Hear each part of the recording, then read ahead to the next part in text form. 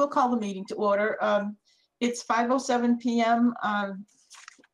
This is the Easton Housing Authority, a special meeting being held through GoToMeeting. It is being recorded by Easton Community Access Television. I'll do a roll call. Don Burrows? Here. Tom Tebow? Here. Dennis Sheedy? Here. Chrisanne Sheedy? Here. Pam Whittip is here, and let the records show that Executive Director Kathy Steiger is also present. This is a special meeting to address the approval of the lowest bidder on project number 088075, the Elise Circle Community Room renovations. So why don't I turn it over to Kathy, because this is, I guess, a fluid thing that's moving along. Okay. Well, the lowest bidder that came in was DDC Construction out of New Bedford. They were the lowest bidder at $231,190. Second lowest bidder was Verica Construction, and they are out of Bridgewater at $243,300.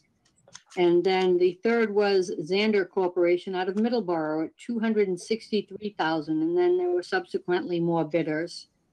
The good news is we've worked with DDC Construction before. We found them to be really good. They did the siding at Elise Circle, and both the maintenance men and myself have worked with them, and they're a very good, reputable firm.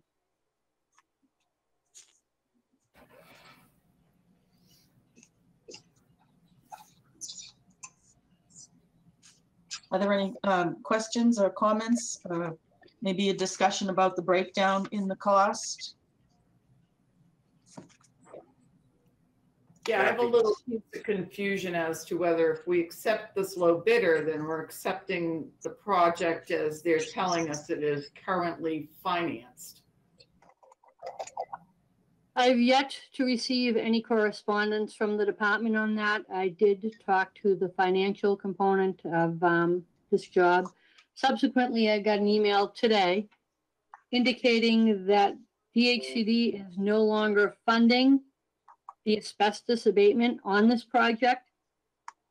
Asbestos abatement is $47,260. To my knowledge, currently that's just the flooring in the community room. We're also convinced that they may find asbestos in the joint compound, which may be a change order later. I'm not 100% confident that they had tested that. We were told in the beginning that the asbestos abatement would be covered by the department, as it has been in the past. But because our operating reserves are so high, they're saying that they're no longer going to fund the asbestos and we have to use it out of operating reserves.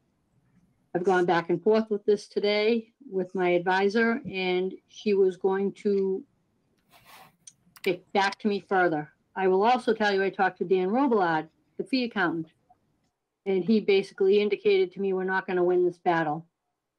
Our reserves currently are 123%. Even when we do the allocation at year end with the $95,000 we had to spend at Chandler Way, our reserves will still be at 90%. After that, I was told by the construction financial person today, I said, why was it told to me that asbestos would be covered? And then suddenly on the 11th hour, after we've gone out to bid, was I told differently? And she said, that's just the way things are done now. And I did I love that. I indicated to her that I was quite discouraged by that quite honestly, I feel like DHCD has left us all out there flying by the seat of our pants. They make up new rules and policies with no protocols to go along with them. And then you don't find out about them until something goes awry. And she said she understood my frustration and would get back to me, and I have not heard anything. Nor will you. That's Jacqueline. Yes, Jacqueline Montero. And how long has she been there?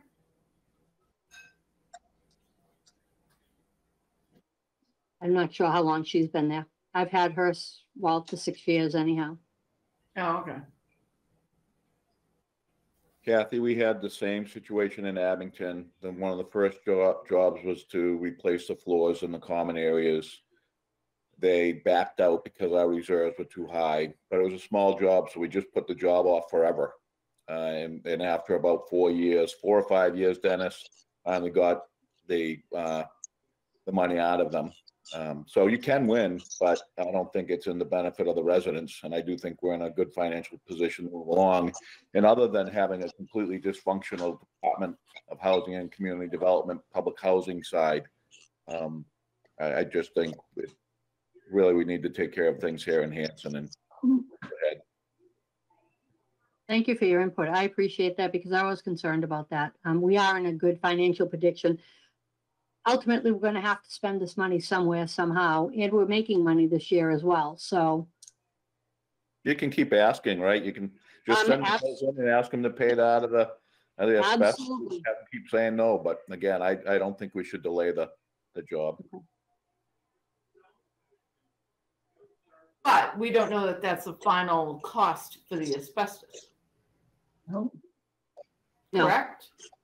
correct. I'm not Could grow. thoroughly convinced from our architect that things have been done appropriately. Again, we've been dealing with this since 2019. This, as you know, is a house doctor architect. I'm not very happy with the whole way this has gone as far as the architect portion. All I can say is cross that bridge when we come to it and fight the fight. Ultimately, no matter whether it be this job or a job down the road, they're going to make us dwindle down the reserve until they're comfortable with it. What else is on the table for us in terms of projects that they're also going to try and make us use our reserves for? Is there anything else? The fire alarm panels, that's the only other thing I can think of that's going forward right now that they may find asbestos in joint compound. And then again, if we dwindle down our reserves, they're going to have to fund it. But right now we have the funding for the fire alarm panel project without issue. Correct. Yes. Out of formula funding. Yes.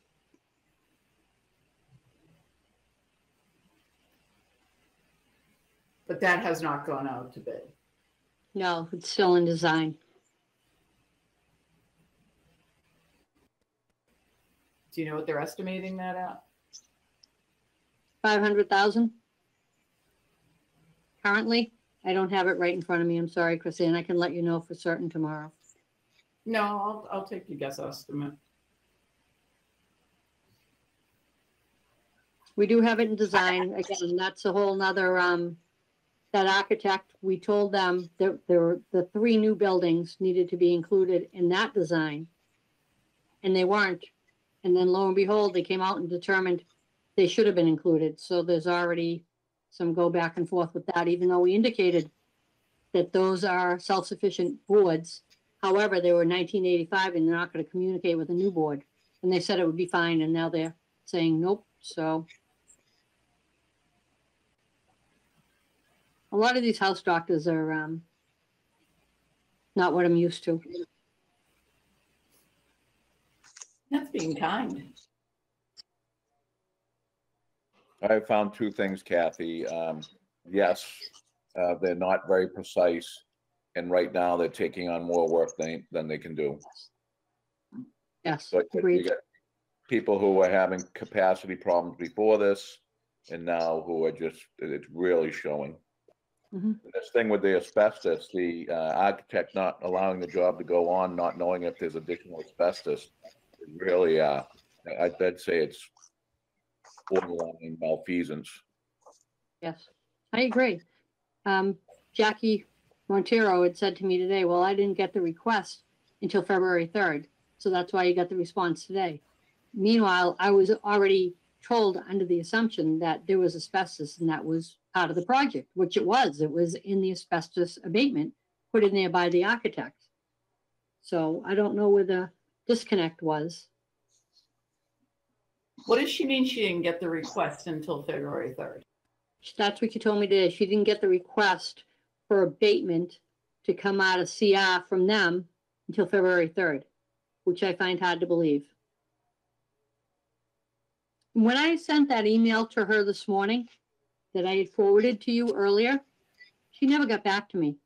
I had to physically call her and say, what's going, oh yeah, I did see that. I said, you don't understand. I have a board meeting this evening. I have to present this to my board and I need some kind of resolution. So we talked about it. I told her how disheartened I was with the department and everything else. I did apologize to her saying, I know it wasn't her. However, this is how I felt and we needed a resolution. And she said she was going to talk to Cindy Zabriskie and the other powers that be and get right back to me. And I heard nothing. And then I had another situation going on that needed my attention. So obviously I didn't get that far to get back to her. I would recommend that, you know, if we decide to go forward, that we put it in firm writing that this board is going to cover by reserves that amount of asbestos, and we will let the project roll, but the department is going to be liable for anything that's in addition that happens to be discovered. Mm-hmm. And that we also state that we are very unhappy with the fact that they went through this process and left us, you know, in the nth hour with, you know, holding a bucket of $50,000. Agreed, 100%. From the commissioners, not from you. I agree with the commissioners on this one. Very much so. I think it's disgraceful the way they handled this. Yeah, if I can just make comment on that. Kathy, you had said they're telling you the request had not been made till February 7th. I think before we do anything that you have to research some of this stuff and find out where the mistake was made, if they haven't received a request, is that true? Everything should be done in writing. I can tell you right now, I would advise you and our board members never to deal with the Department of Housing and Community Development on trust. I mean, I'm not talk to them every day, but when it comes down to commitments, that we have to have them in writing. There has to be a paper trail for just this reason. So I'm dealing with a situation very similar, and they just want to talk. And I said, no, we're not talking. They're writing. Right. And again, Tom, I didn't find out about this till this morning. I mean, it was in the project. The money was in the project. They covered the abatement for Eisenhower when we did that, and our reserves were great then too. And I was under the understanding that they just covered abatement. That's what I kept being told by them. And it's not right. You can do it via what Chris Ann said. You can do that via email that's in writing to the staff saying that the board approved it to get the job done, but they're very disappointed in the process it was using and would like to investigate, you know, and have them respond in writing. I mean, what is their policy? What is it? Does it, I mean, I don't know what it's 82%. That's what I was told today. This is just the way things should be an approval letter. Right. There should be an approval letter before you go to bid, and it should say exactly what they're approving. And it should be right in Cap Hub. It was in Cap Hub, but it didn't indicate it was the coming design. from, it's under asbestos in Cap Hub. It's not under our reserves in Cap Hub. I looked at that today. That's exactly where it is, under the asbestos abatement, not under reserves. I'll continue to fight that. Yeah, and it should have been in the specs, and the specs were approved by them, and they were approved to go out to bid. So I don't know where they're coming up with it wasn't there until February 3rd. I think that's a bunch of malarkey and being kind. But I do want to say, I mean, this job has been how long? 2019, it started. Frustration from the residents about it, and we can get in a big long fight with the HCD. They don't care. And This is the Claire Cronin funding that she allocated the $75,000 to. Yeah. I mean, when we first started, the scope, the work order for this job was $50,000. Yeah. And how it got up to this is just beyond me. Can I ask, Kathy, thank you very much for in sending us the Blackstone Block Architects letter. How does that play into this? He's pretty much saying, go ahead with it. But isn't it also his responsibility to take into account if there's going to be additional expenses that will fall on our shoulders as far as this asbestos? So They I are mean, house doctors that are hired, architects hired by DHCD. We don't pick them. I don't know the legal ramifications of that, to tell you the truth, Pam. We don't pick the architects, they assign them. He should not know about the asbestos, but as far as the budget goes, as long as he's been told what the budget is, he's not telling us where to get the money from. And I mean, the building was it was built in 1965. It's inevitable there's going to be asbestos. The problem came with the flooring. Usually they can just go over it, but they were aware at the beginning of this that it was 2 layers and they were going to have to rip up the flooring. And the asbestos is in the underlayer. oh, wow. I agree with what Tom said. We need to go forward. The residents are anticipating this. It's going to be a nice community room when all is said and done. And I'll fight the fight with DHCD because truthfully, I've had enough of DHCD. I really have.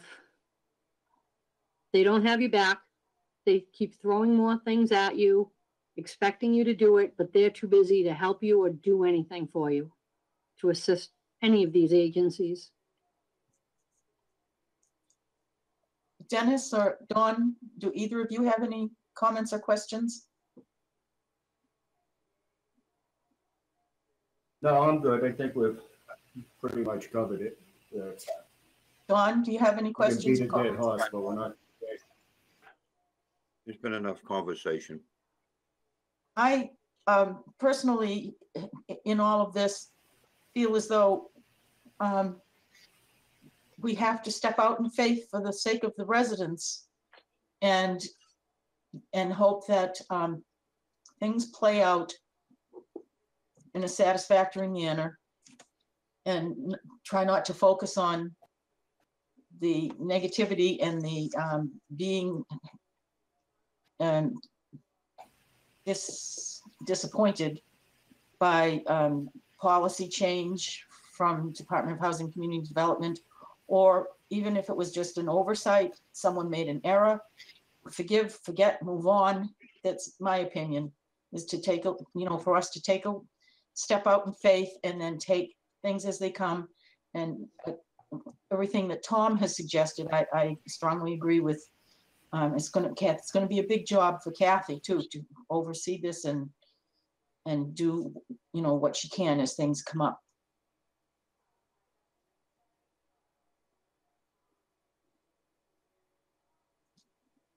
So I will make a motion that we approve the low bidder for this project number 088075 for the Elise community room renovation, and it's is it DDC? Yes, DDC The low construction. bidder. Yes. In the amount of $231,190 inclusive. However, Yes. that word inclusive is relative to the discussions that we've had tonight about the surprise email from DHCD that we received, that Executive Director Steiger received today, relative to the cost of the asbestos remediation. And as our state appointee board member, Mr. Tebow, has requested that Kathy notify them in writing that the board has approved this with that contingency. As maybe if you could, is that the proper wording, Tom? No, if I can, can't be part of this. Chris Ann's motion is to approve the low bid of the amount. That's a legal motion that they need to have to move forward. Anything else we can make separate, but it's already in the notes. Okay, We can't get that all into a motion because Kathy has authorization now with that motion, if we approve it, to spend up to 200, whatever the number is. Mhm. And if it goes over that, she has to come back to us. So that's All right. what that motion is all about. okay, so we have a motion from Commissioner Chris Ann Sheedy to approve DDC Construction as the low bidder in the amount of $231,190 for project number 088075. Do I hear a second? I'll second that motion. We have a second on this motion by Commissioner Don Burrows. We'll do a roll call vote to approve this. Commissioner Dennis Sheedy, Yes. Commissioner Christian Sheedy, Yes. Commissioner Tom Tebow, Yes. Commissioner Don Burrows, Yes. and Commissioner Widdop votes yes. So it is unanimous, 5 votes in favor to approve the low bidder DDC construction in New Bedford on project number 088075 for the Elise Circle Community Room renovations in the amount of $231,190.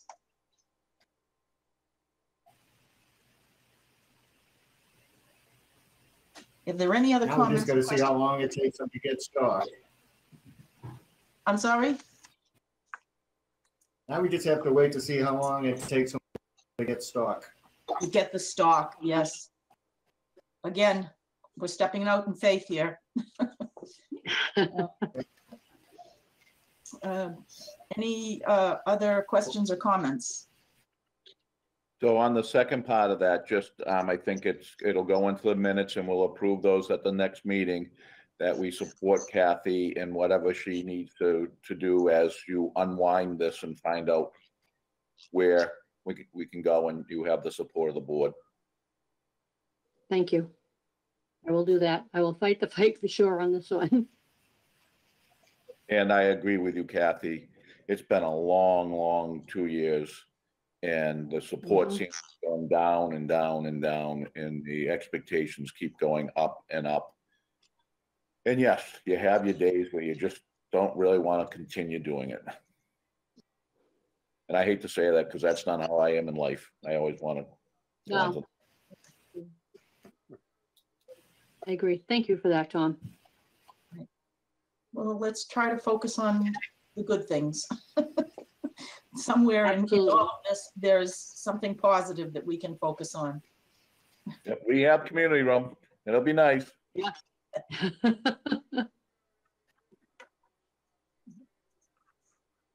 Hearing no other comments or questions, I would entertain a motion to adjourn the meeting at 5:30 PM, 5:31 PM.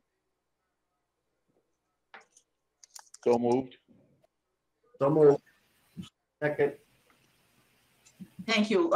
We have a motion by Commissioner Tebow and a second by Commissioner Dennis Sheedy to adjourn the meeting at 5:31 PM. I'll do a roll call vote.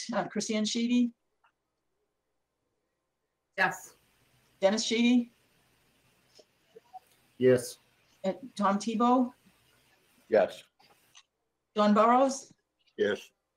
and Chair Widdop votes yes, so the meeting is adjourned, 5 in favor. It's unanimous. Thank you, everyone. Thank you, everyone. Have a good night. Thank Stay you. warm. Well, Bye-bye. Be safe.